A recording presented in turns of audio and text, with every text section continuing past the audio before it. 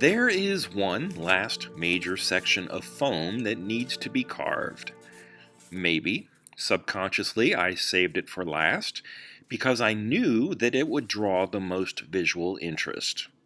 So either I was putting it off out of fear, or I was hoping that all the earlier work would help hone my sculpting skills. Let's go with the second one.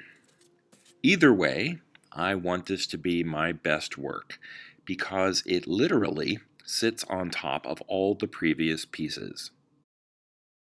Like the other elements of my cliffside display, I begin by carving sections of 2-inch thick foam insulation.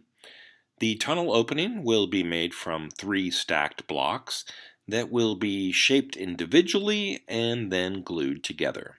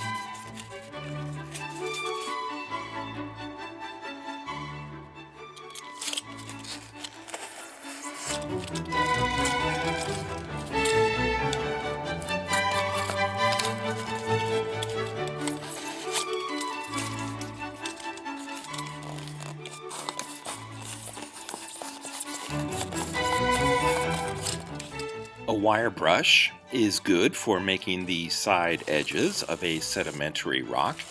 Maybe it's an area that's softer than the surrounding stone, so it's gradually eroding beneath the harder outcropping above. I don't know, but it makes for an interesting texture. For the actual tunnel opening, I'll notch out the sides of the stone so that I can fit a rectangular shape that will hopefully end up looking like either poured concrete or carved rock.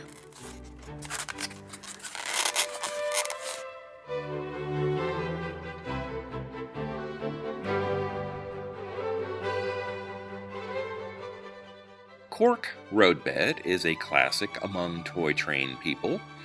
Usually it's beneath Lionel tubular track and helps to deaden the sound of locomotives and cars riding above.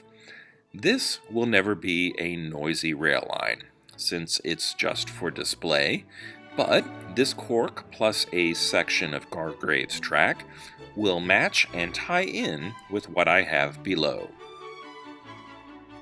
Whenever I'm gluing two things together, I've gotten into the habit of pulling them apart first before pressing them in place for the final time. This lets me check the glue's coverage, and it also allows a bit of curing to begin, which makes for a stronger bond. I can't say that Gorilla Glue is better than any other Yellow Carpenter's glue, but it has worked well on a variety of surfaces for this project.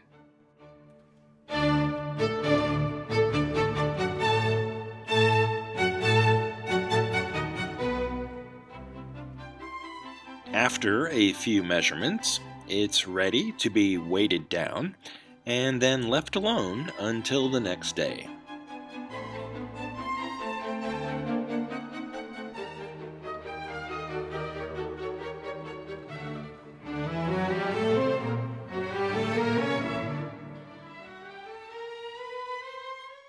The color of these trees, plus the snowy effect, both need to be changed.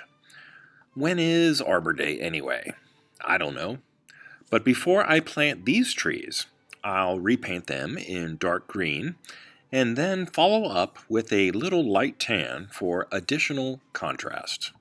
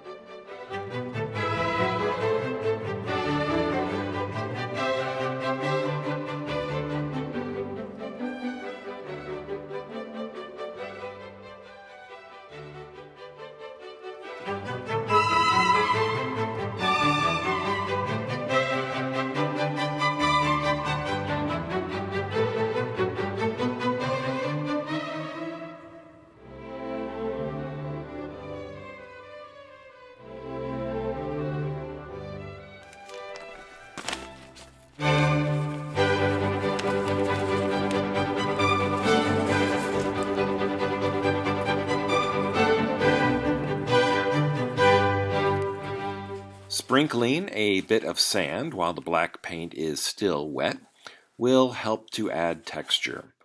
It's not too visible now, but it will stand out more later when I begin dry brushing.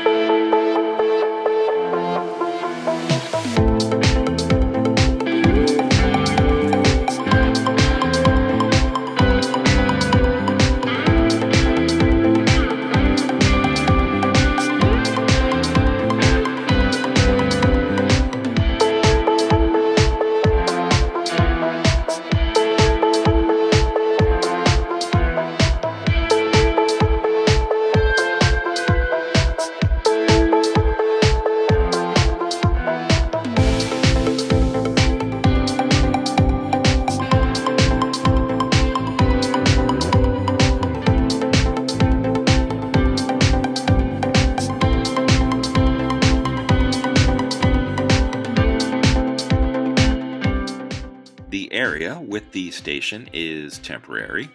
The cars, figures, and building are all just to give me a rough idea for what I might do later. But for the most part, I think I'm done with carving the foam rocks, and I'm pretty happy with the results so far.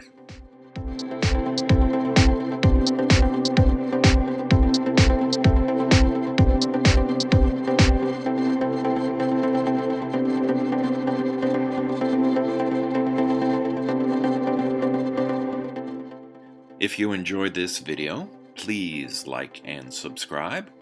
Thanks for watching, and until next time, this has been Bob's Workshop. Take care.